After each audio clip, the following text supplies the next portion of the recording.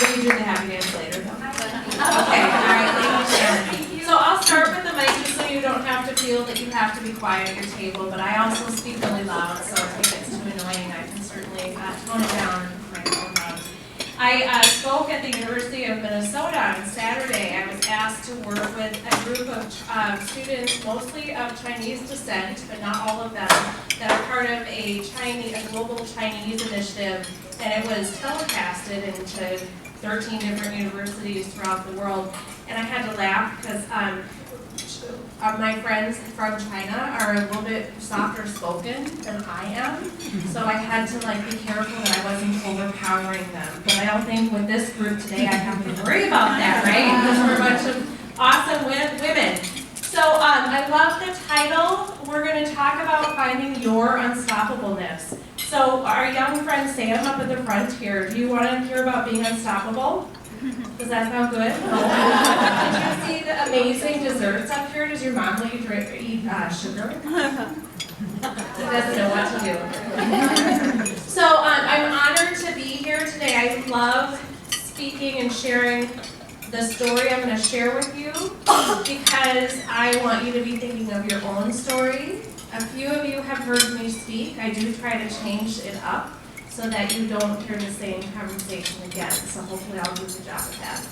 But I'm going to, and Shannon, so we have the board, and so if you've been to these events in the past, it's an opportunity to write down a word or a phrase about yourself and then share it with those sitting next to you and kind of pass it around the table so it makes its way through. And so what we would ask you to do is when you hear the word unstoppable for yourself, what's maybe the next word or phrase that you think of? So when you say unstoppable, it could be relentless, exactly. So if you want to do that, that'd be awesome. Okay, so I'm going to get started here. So if you are on any type of social media, my Twitter is Dina Simon, and then the company is Simon Says Lead. So feel free to do any fun hashtags. Unstoppable, Encourage Her Network as well is very active in the social platforms. So make sure you're doing some of that today.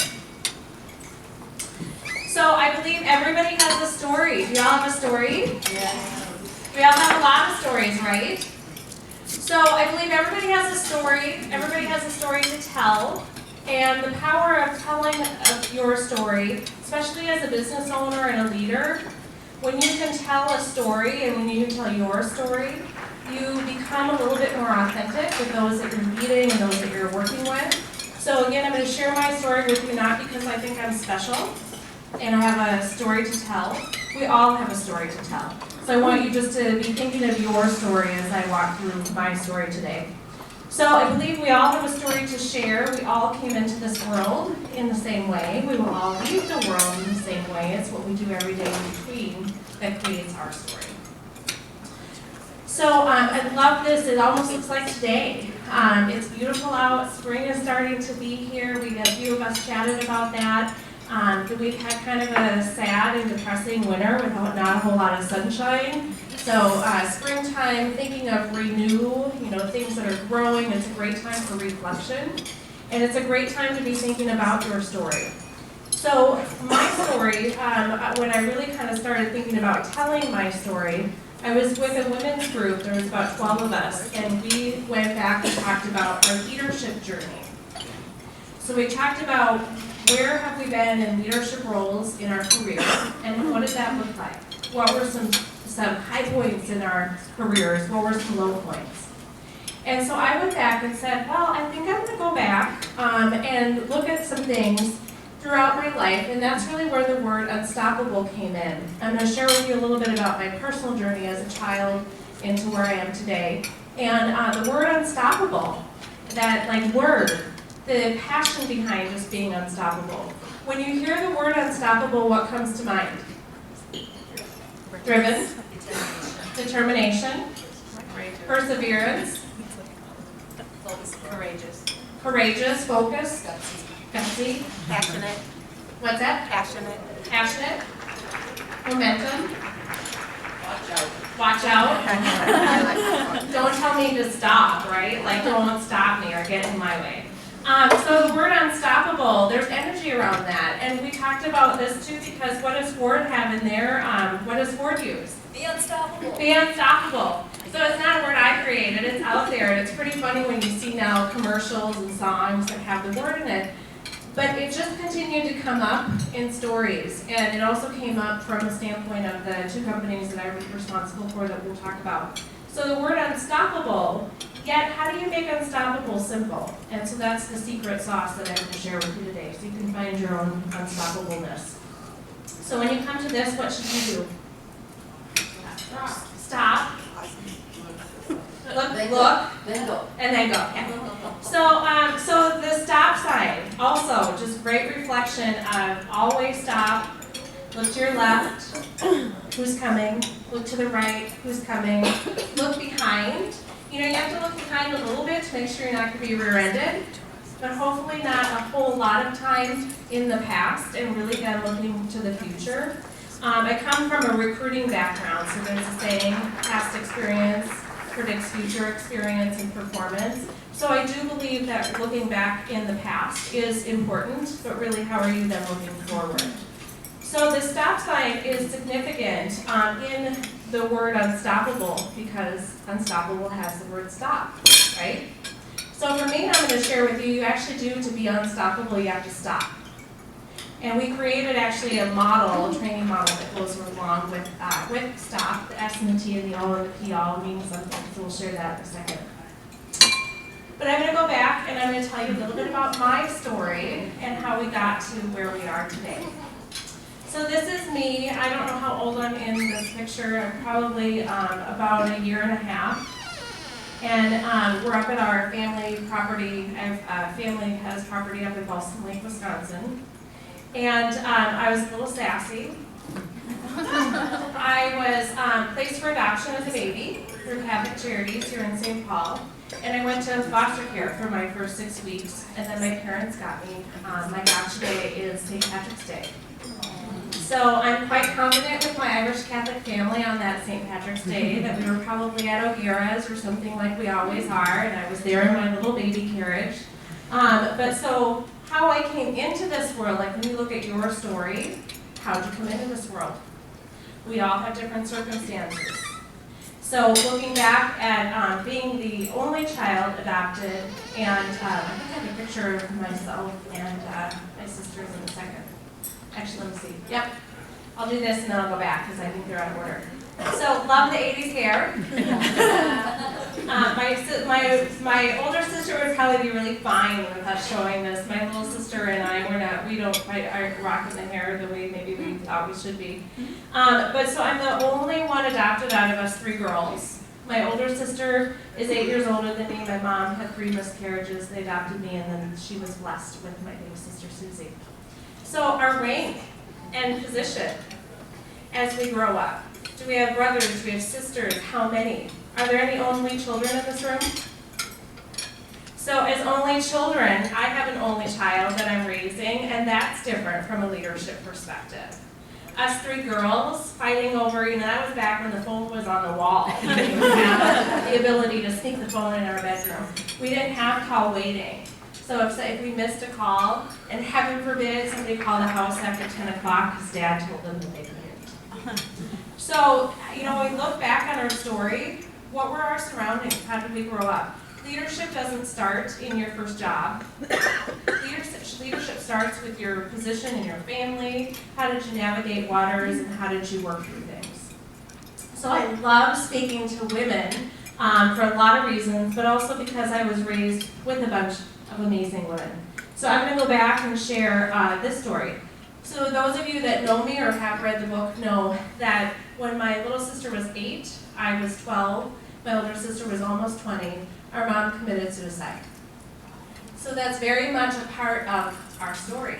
So it's a part of our story on how we had to step up as women, how we had to step up as girls. So my baby sister at 8 at that time, I was 12, I had to step in and do a heck of a lot.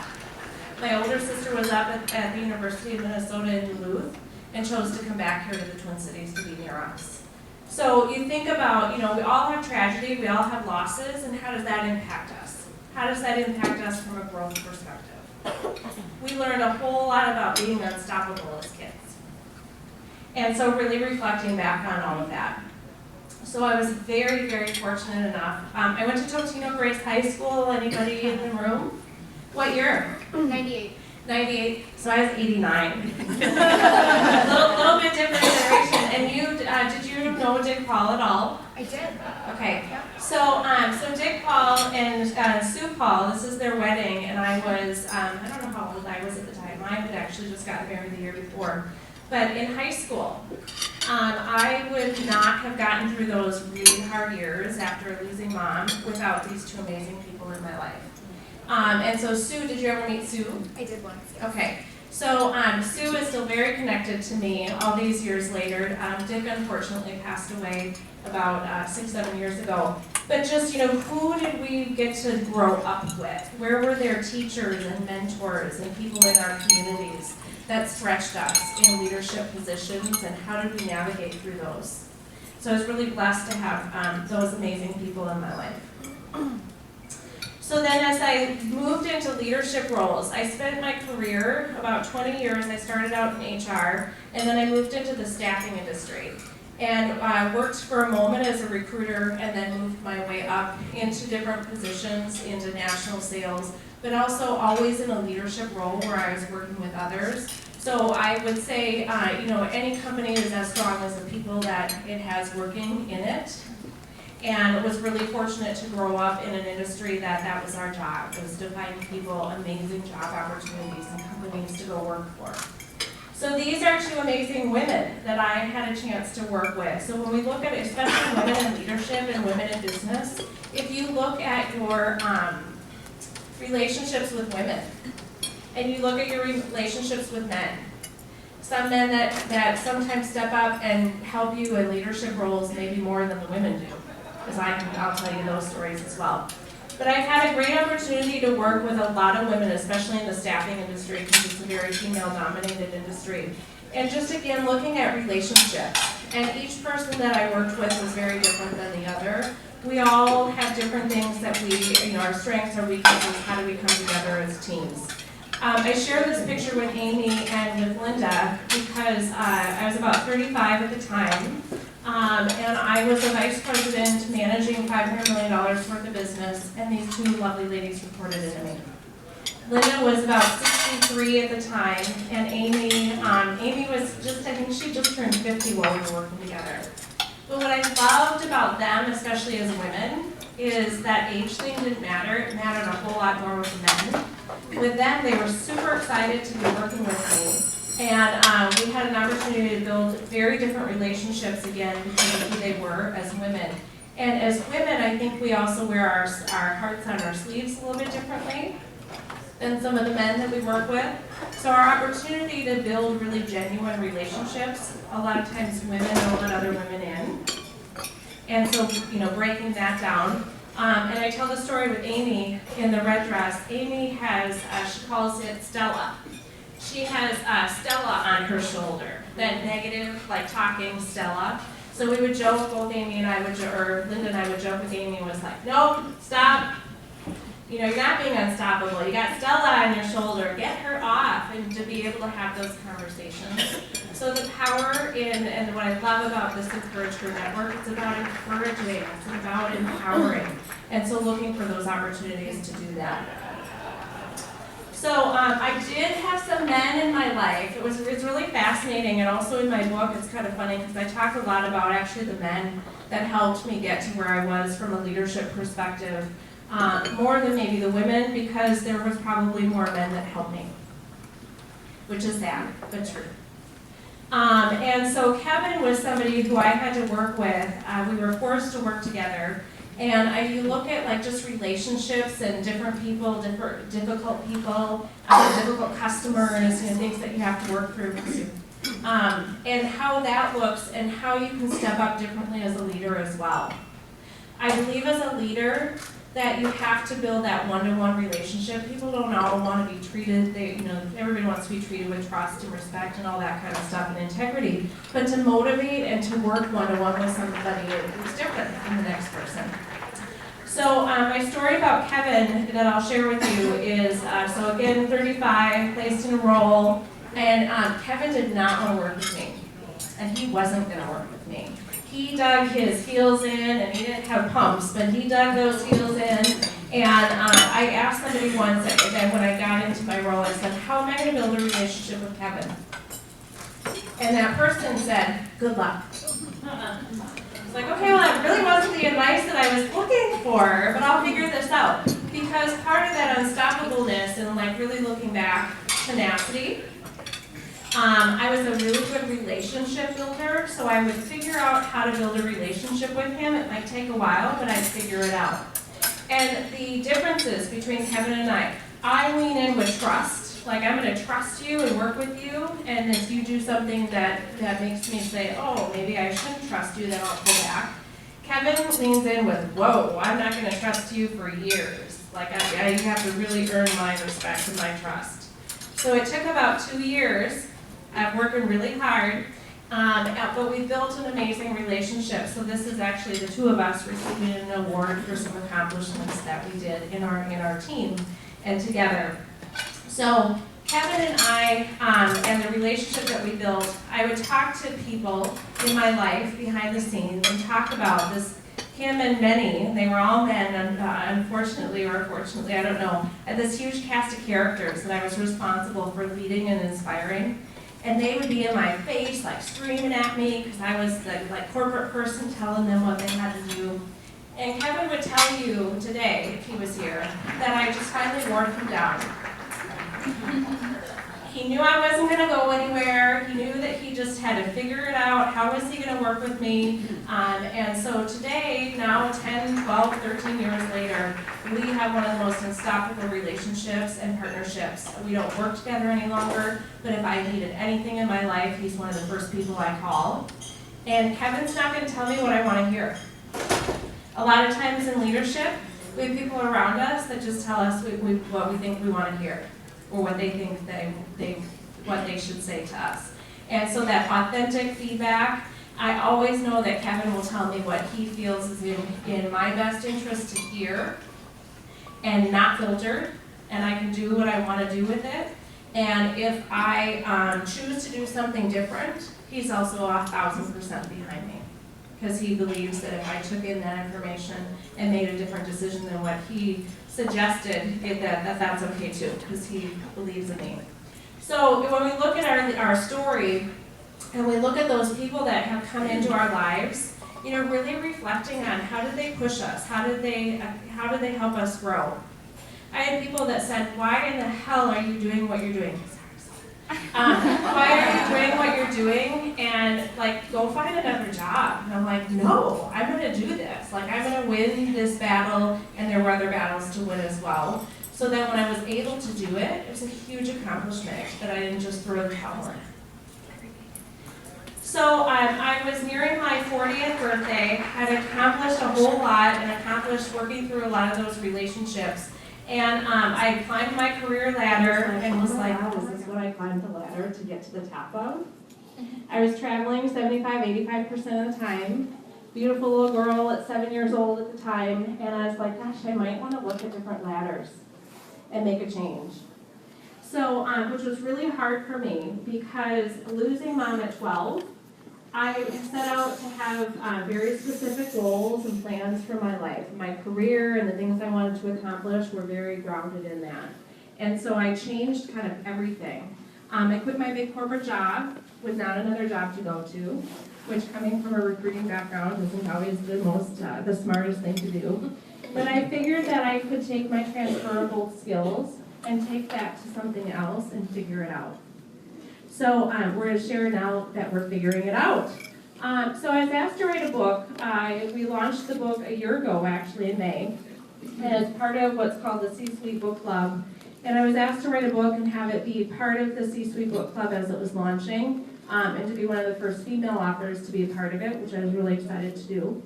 And I went back to a few people in my world and my team to say, well, okay, I agreed to write a book. Now what do I do?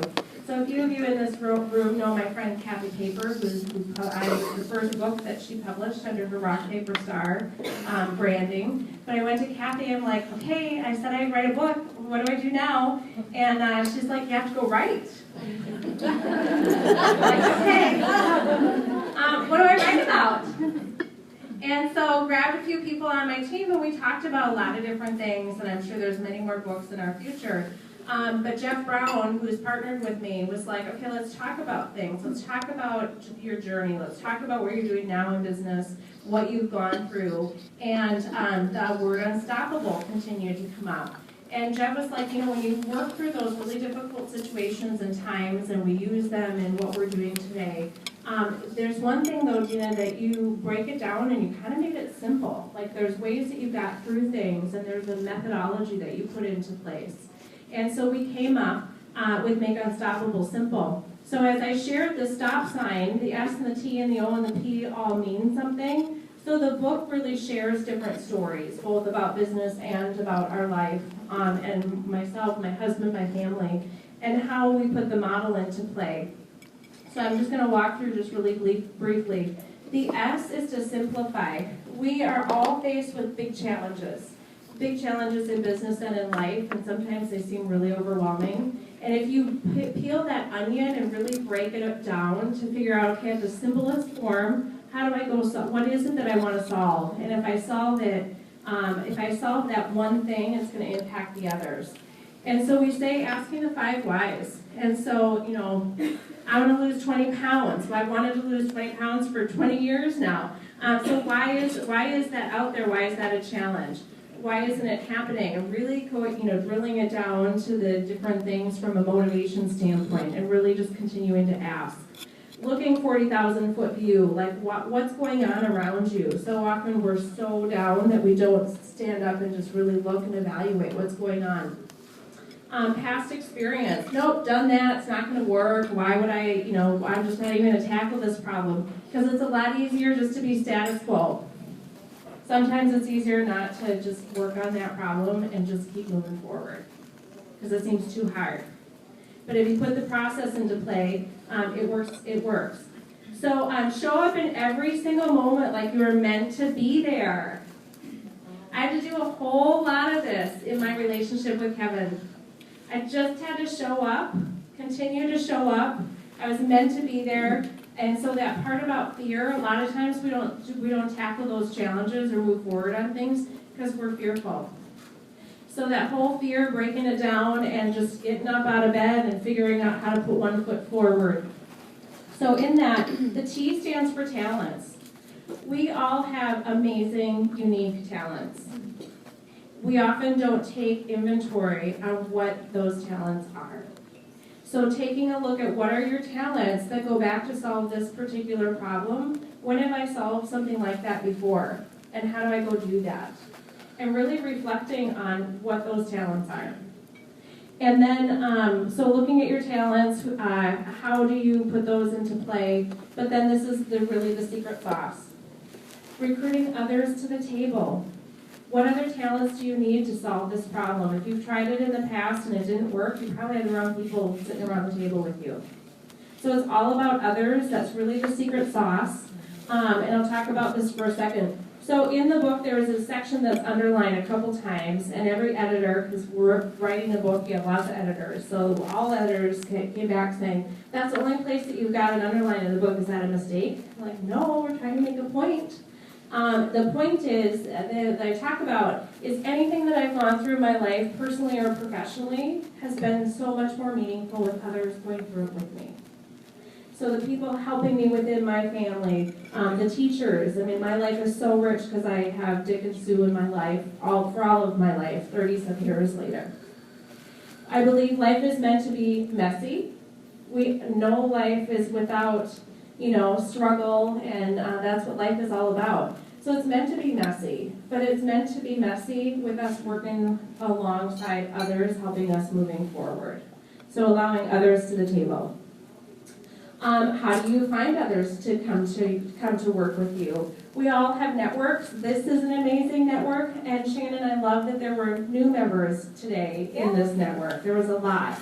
So finding people, if you're here for a reason. You want to be connected to a community of others, of like-minded women that are in it for the same reasons. So find a few in this network to say, you know what, here's what my challenge is, here's the talents I bring to the table, and here's what I need. Can you help me, or do you know somebody who can?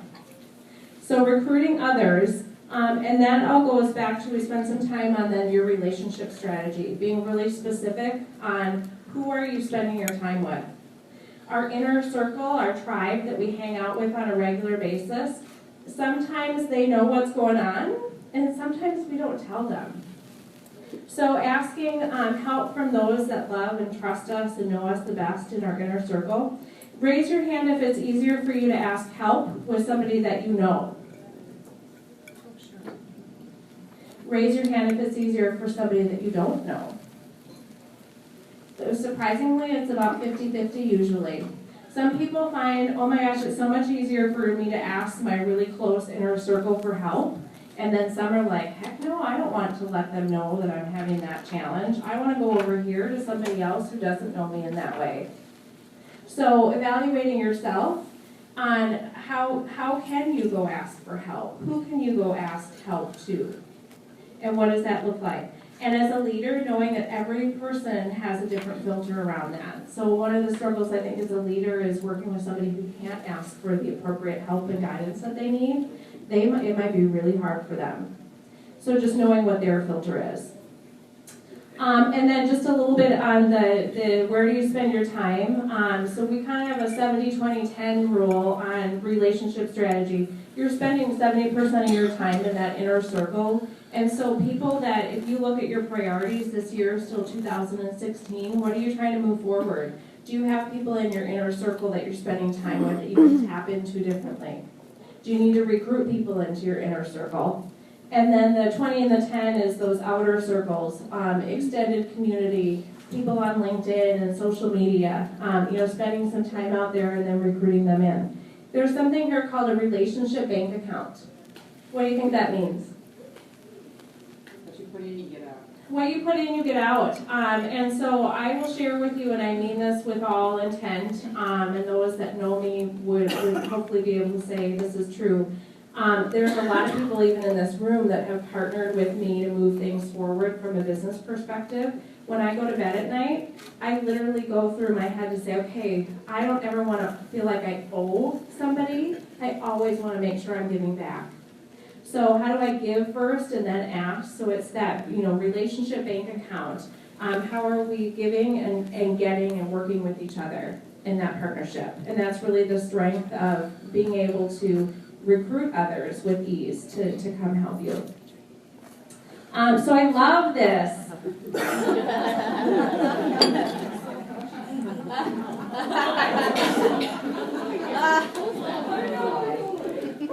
And it's so true. So little things, do you know that when women get dressed, they dress for other women? So even today, I've got these shoes on and I have cuter shoes underneath the table, but I'm like, my feet hurt because I've had a long weekend and I'm just going to wear my comfortable shoes. Well, thank you. But you are women, and we as women, that's one of the things. And so how do we really look at, as women, how do we come together, differently? How do we support each other? Because if we don't, I won't say the word, Sam, but... Without throwing elbows. What's that? Without throwing elbows. Without throwing elbows, yeah. So, Amy is not here today, but Amy is a team member of mine, both on Simon Says Give and Simon Says Lead, and we've known each other for about 5 years. And anybody that knows both Amy and I have had a chance to work with us knows we look like we could be sisters. We have a whole lot of the sameness as far as our value system and things of that nature. But from a business perspective, we couldn't be any more opposite. Amy is extraordinarily, thank God, operationally focused. So she knows how everything needs to work and systems and processes and can do it for us, can do it for clients, do it for others, and is amazing. I am not quite the same. So I'm on the sales and marketing side and all the other stuff, and so I go sell or do and bring it back to Amy and say, now figure out how we do it. We knew almost immediately when we met about 5 years ago, we were both on a contract assignment working together. After I quit my big job, I found Amy. And we knew immediately, there's something here, like between the two of us, we're going to figure this out, we're going to figure out how we can work together, how to make the world a better place somehow by working together, and figure that out along the way. So I asked her, I think it was maybe last November, and as I was preparing for a conversation with a women's group, and I'm like, what's our secret? What's our secret sauce? We have never, certainly we can, not like each other for a day, we're best friends and there's stuff that happens, but we've never had an argument. There's a tremendous amount of respect. We can be vulnerable together, all that kind of stuff. And so I'm like, what is it? And she said, there's no competition. There's no competition. When we work together, we both know that we're grounded in whatever it is that we're trying to do. We trust each other. We're not competing. There's not competing priorities. We're all in. So it's really magical. And anyone's had a chance to see us kind of work together, it's really awesome. So when I work with other executives, especially women, I say, go find your Amy. Go find that relationship. It's a lot also and my Kevin and I, but the male-female dynamic as well. It's how do you have those authentic relationships that you can be really honest with and vulnerable. But with women that you feel you're competing against, it's very different. So, so I'm being recorded, so I'm not going to share that story. But find your Amy. Again, ask for help. I talked about this. So anything on asking for help, if you're struggling with asking for help, I thank you for that, because if you can figure out eloquently, here's the situation, here's what I am going to do because I can do it, here's talents I bring to the table, but here's where I don't, I need the help. Can you help me? And or do you know somebody who does? It's very powerful. And it will help you. That's the being unstoppable and making it simple, utilizing that strategy. If you can't do that, especially with our inner circle, and I'll be very honest, my husband often is like, how come you don't ask me for help?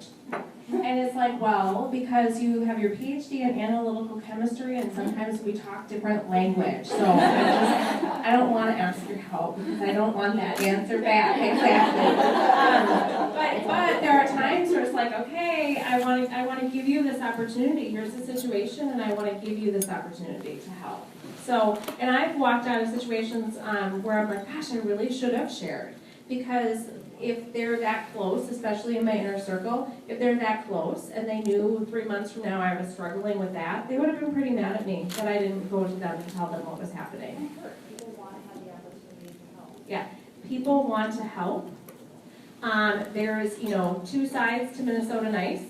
And I lived away for a long time and came back, and I was like, wow, I kind of forgot about the passive aggressiveness. It's really interesting. And as an employer in town, it was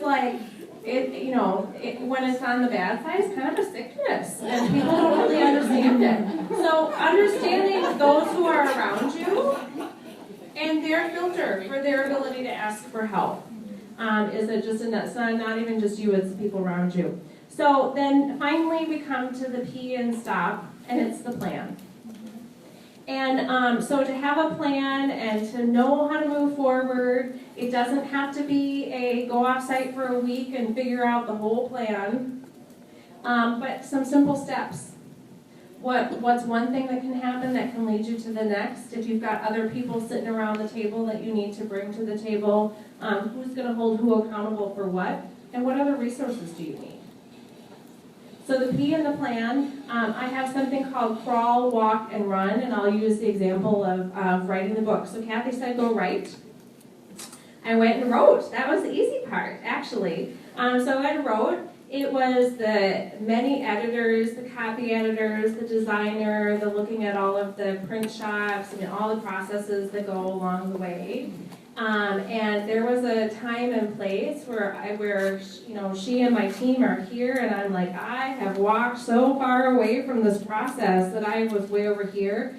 And they're like, nope, you gotta get back in. You gotta come back. We need you here. You ran away from the process, and we need you here still. There's some things that need to be done. So understanding your pace and tempo and how when you start out on something, do you stick with it? Do you move fast forward? And others around you. Because I like to run. So I'm going to wrap things up a little bit to share with you about what we're doing now. So then this sweet little girl came along. So my husband and I have been married about 7 years. We were not successful in having a child, and so my sweet little baby Amanda is adopted as well. And we call her Mandy, but baby Amanda. And so we got her when she was 8 days old. She's an open adoption. We are very close to her birth mother and her birth father. We adopted Mandy when we were living in California at the time. And we go back once a year. We were just there over spring break seeing both of them. So she came into my life, and so again she was 7, and I was traveling. And all I ever wanted to do in my life is to have a daughter. All I ever wanted to do was do all the things that I didn't get to do with my mom. And so she was a big reason I quit my big job to be home. So this is Mandy last November. And I should just every day update pictures because now she's 5 foot, almost 9, at 12 years old. And I think this next slide, well, I'll show you this though. So sometimes the people around you won't understand your journey. They don't need to. It's not for them. So Mandy, when she was, there's a little logo on the right-hand side of Simon Says Give. When Mandy was 7, the summer that I had been home and was able to be there physically and also listening, she said, Mom, I want to start a company. It's like, okay, half listening. And then when she continued to talk about it, I was like, oh, like you mean business, and where did this come from? So I grabbed my iPad and I did a 10-minute interview with her, and she shared about how she wanted to raise money, how she wanted to do it, where the money was going to go to. So that was the summer of 2011. She was 7 going on 8. This is last November, and she's winning a Youth Professional Award for fundraising through the Association for Fundraising Professionals here in Minnesota. Hanging out with like major money in Minnesota. It was pretty cool.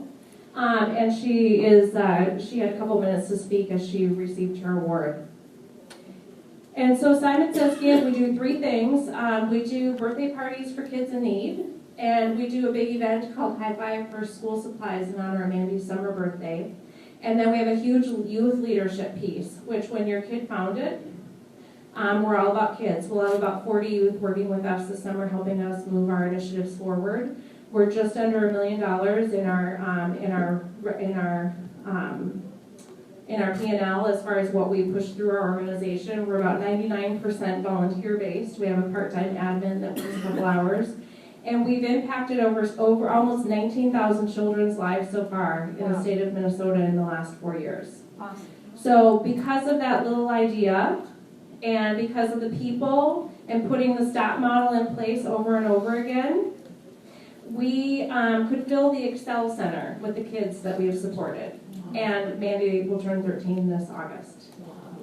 So that's why this whole, like we would have people say, what are you doing? And why? Mandy, this Saturday in our team, we have a lot going on. And so speaking and working with other kids, there's thousands of kids that want to volunteer their time and talent and serve. And that's a whole other conversation as far as kids and philanthropy and service. But a lot of times people don't understand. We still get backlash on what we're doing as the nonprofit, and people think that Mandy has to work super hard and all of that. How can you do that to your daughter? It's like, you know, she's channel checked a few Netflix time in too. She's not just working all the time. So her favorite pastime is there's a few shows that she certainly watches, and she certainly has downtime. So then, so Simon Says Give, we celebrated our 4th birthday last week, just last week. So 4 years and moving fast forward, and I was doing some consulting work along the way. And we rebranded my consulting company in January of last year and named it Simon Says Lead, and it is set up as a benefit company, so proceeds from Lead go to Feed to Give. So we hope to be the #1 financial backer to give, to be able to hire an executive director and all of that. So Simon Says Lead is the second company that feeds into Simon Says Give. So in wrapping up, I just wanted to kind of make sure I shared a couple things, and that is, really understanding your relationship strategy. I wouldn't be doing any of what I'm doing today if it wasn't the people around me and people in this room that have partnered to allow us to move forward. Really identifying who do you need in your life, the relationship bank account. Don't be afraid to ask for help. And the STOP model is super easy. It makes it simple to be unstoppable. So how do you put that into play? And then I'll share, I have this quote too. So be strong when you're weak, be brave when you're scared, be humble when you are victorious, and be a badass every day. I'd say that louder, but I don't want Sam to go, who is that crazy lady? So I do have, if you were to text 44222, if you were to text Unstoppable, I do have a white paper that walks through the STOP model and an exercise on how we've used it with a client company. So that will just help kind of reiterate the STOP model. And I do have books and will be here, and I am a member of Encourage Her, so I am around. But I just really thank you for allowing me to share the story.